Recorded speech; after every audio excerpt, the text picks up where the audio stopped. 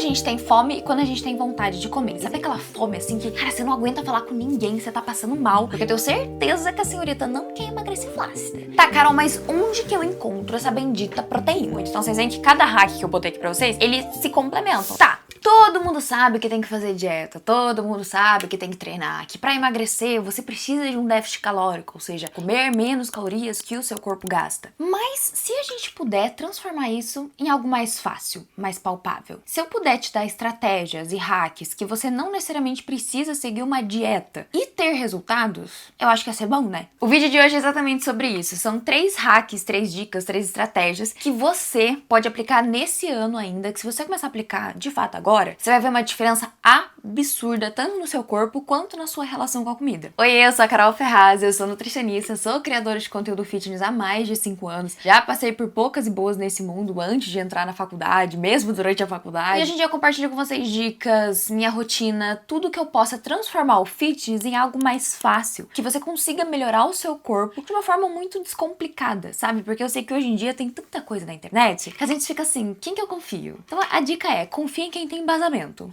Esse é o ponto. Sem muita enrolação e tomando uma aguinha aqui, vamos pro nosso vídeo, que hoje o vídeo vai ser assim, direto, reto, na ferida. Isso aí. Primeiramente, a gente vai aprender a identificar a nossa fome. Parar de comer quando a gente estiver 80% cheio. Como assim? Vamos lá. Primeira coisa, quando a gente tem fome e quando a gente tem vontade de comer, existe uma diferença entre a fome fisiológica e a fome real. Emocional, desculpa. A fome emocional, geralmente, ela não é assim, ah, nossa, eu tô com tanta fome, comeria um arroz, comeria um feijão, comeria... Não. A fome emocional, ela é por alguma coisa específica. Então, assim, nossa, eu tô com fome. Ai, mas eu queria comer uma coxinha específica do lugar X. Tô com fome, queria comer um bolo. É algo muito mais para conforto nosso do que de fato uma fome. E muitas vezes é também um ócio. Sabe quando eu passo muito por isso, porque como eu trabalho com internet, trabalho em casa, eu fico muito tempo em casa. Então às vezes eu tô ali trabalhando e me dá uma vontadezinha do tipo, que vontade de beliscar um negocinho, que vontade de pegar uma coisinha. Não é necessariamente fome, mas é uma vontade de pegar algo. Então a gente sabe identificar geralmente por isso. A fome fisiológica, ela é diferente. Você vai ficando um pouco mais fraco, já faz um tempo que você se alimentou, você vai sentindo uma levezinha dor de cabeça, às vezes você pode, sabe aqueles pretos...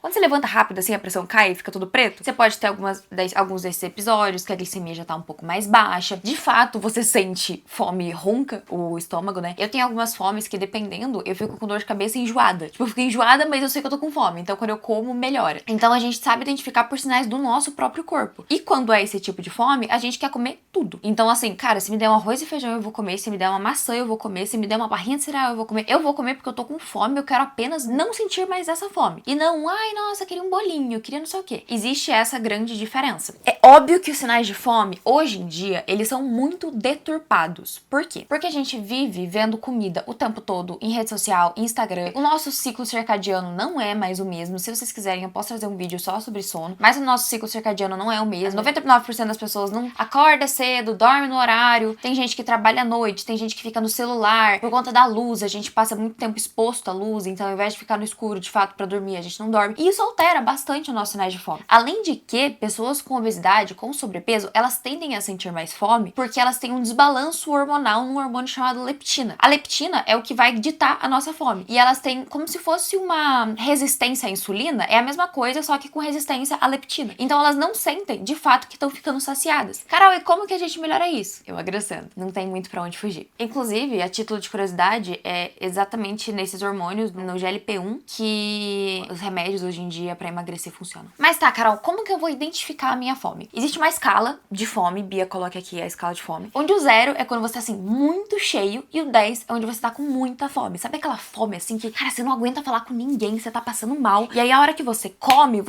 tanto que você vai direto pro 0. Esse é o tipo de escala. O que a gente vai pensar aqui? A gente vai tentar se manter no meio. Então você não vai comer nem quando você estiver assim, passando mal de fome, e você também não vai se deixar ficar extremamente cheia. Como que a gente vai fazer isso? Primeiro, não é uma tarefa fácil, é uma tarefa que aos poucos você vai ter que aplicar significar na sua vida, mas que vai fazer total diferença. Que é você ir entendendo o seu corpo, primeiro, quando é fome fisiológica, quando é fome emocional, e quando você tá começando a sentir fome. Quando você começa a sentir esses sinais de fome e tudo, você até consegue deixar por um tempo, assim, por uma meia hora, eles passarem. Só que depois disso, há grandes chances da fome ficar muito ruim. Então você come alguma coisinha, seja dentro do seu plano, se você não puder, tentar carregar alguma coisa na bolsa, mas come naquele momento. E não come até você passar mal. Come até você ficar 80% cheia, 70%. Aí, Carol, mas eu ainda não me satisfiz. Calma. O cérebro, ele demora pra enviar os sinais de que a gente de fato tá satisfeito, de que a gente de fato comeu. Então você precisa comer e daqui a um tempo você já tá ok e você não fica estufada, cheia. E aí não precisa passar por esse looping toda vez de fome extremamente saciada, fome extremamente saciada. Eu passava muito por isso de ter que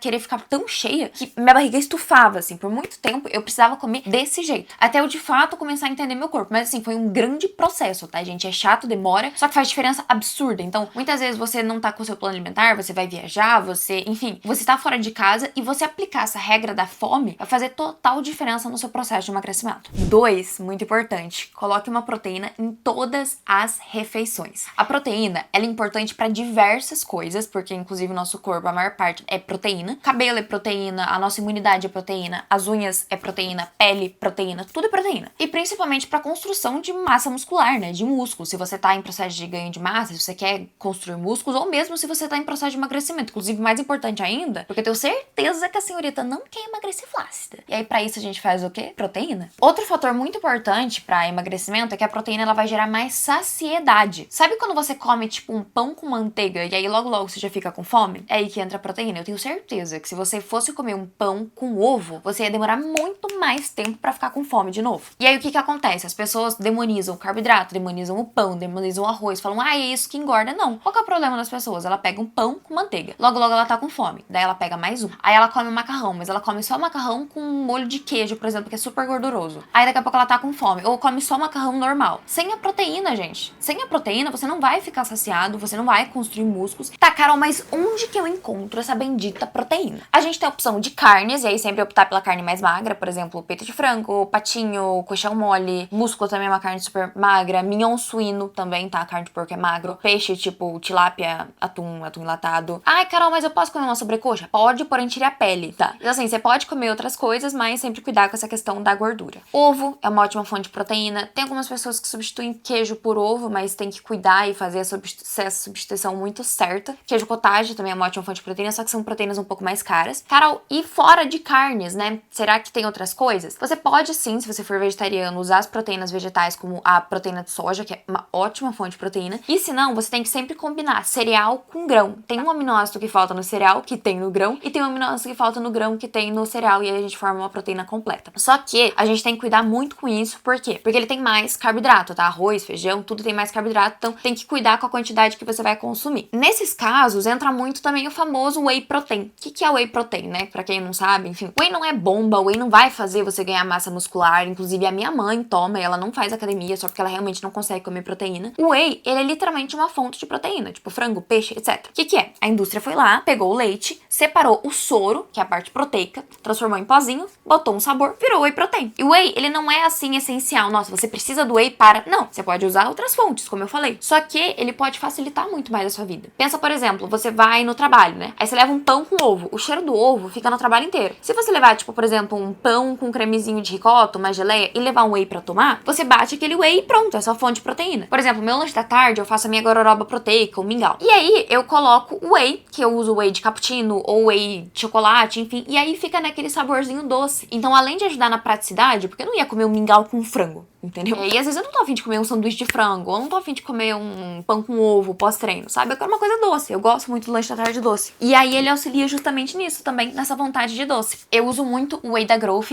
fotinho aqui do lado, que é uma das melhores proteínas do mercado, tanto em tabela nutricional, quanto em ingredientes, quanto em preço. Você encontra no site da Growth mesmo. Ele tem 23, mais ou menos, gramas de proteína, que equivale a 100 gramas de frango na dose, né? A dose são 2 scoopzinhos. E tem diversos sabores. Tem mais de 19 sabores no site da Growth, mais 3 sem lactose, pra você que tem intolerância de chocolate, inclusive, é muito gostoso. E aí você pode pegar, por exemplo, e experimentar esses sabores em sachê. Eles vendem os sachês e você pode pegar e experimentar, antes de você pegar o, de fato, o whey de 1 kg. E temos cupom lá, vocês têm o código Carol Ferraz, que dá mais desconto pra vocês aproveitarem essa proteína e ficar muito mais fácil na sua dieta. E por último, e uma das coisas que eu quase não vejo muitas pessoas falarem, é você ter um horário pra comer. Como assim? Pensa que você que tem uma vida extremamente corrida, precisa trabalhar, enfim, tem filho ou não, não sei. Mas tem uma vida corrida, né? Eu acho que hoje em dia é muito difícil a gente não ter uma vida corrida. Imagina se toda hora que você acordar, vou tomar um café da manhã, você tem que pensar, o que eu posso comer hoje? O que eu tomo? O que eu vario? Aí chega no almoço, o que eu faço? O que eu vario? O que eu penso? Cara, isso não dá certo. Pra maioria das pessoas não dá certo. Por isso que é tão importante ter um plano alimentar. O ideal é óbvio que seja uma nutricionista fazendo o seu plano alimentar, mas se não, pelo menos tenha mais ou menos o que você come em cada refeição.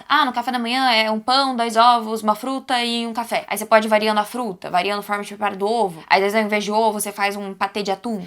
No almoço é, sei lá, 100 gramas de arroz e 120 de frango. Daí você varia o frango no patinho moído. Mas deixa essa base meio que pronta, sabe? Pra você não errar na dieta. Porque quanto mais você pensa, quanto mais você tenta fazer coisas diferentes, a chance de você errar, tanto em quantidade quanto em qualidade, são grandes. Porque às vezes tá com preguiça, chega à noite, tinha que fazer alguma coisa, eu vou pedir um iFood. Ou, nossa, tô com preguiça de pensar em alguma coisa no café da manhã. Vou pegar uma bolacha ou vou sair sem comer como no trabalho. Daí chega no trabalho tem um monte de bolo. É óbvio que uma vez ou outra, ok. Só que ter um plano, ter mais ou menos o que você vai comer, comendo nos horários certos e tendo essas proteínas em cada uma dessas refeições, ajuda muito. Então vocês veem que cada hack que eu botei aqui pra vocês, eles se complementam. Então você tem um horário pra comer certinho, já dou o exemplo da minha dieta. Você já vai estar mais ou menos com fome nesse horário, então você não vai beliscar. Quando você começa a fazer certinho nos horários, você começa a sentir fome perto do horário que você tá pra comer. E quando você distribui bem as refeições aqui, você não fica 100% cheio, você fica 80% cheio, que foi o que eu falei pra vocês no primeiro top. E colocando uma proteína em cada uma dessas refeições, podendo ser carne, podendo ser whey, podendo ser ovo, você consegue ter essa saciedade ao longo do dia e no final dele, ao longo de muito tempo, você vai perceber o emagrecimento sem necessariamente ficar maluca, sabe? São pequenos ajustes que você faz na sua dieta, na sua mentalidade. O fato também de você ter horários pra comer diminui as beliscadas, porque tem muita gente que não janta, só belisca. Minha mãe é um tipo de pessoa, então ela faz tipo um lanche, daí ela fica beliscando umas coisinhas. Ou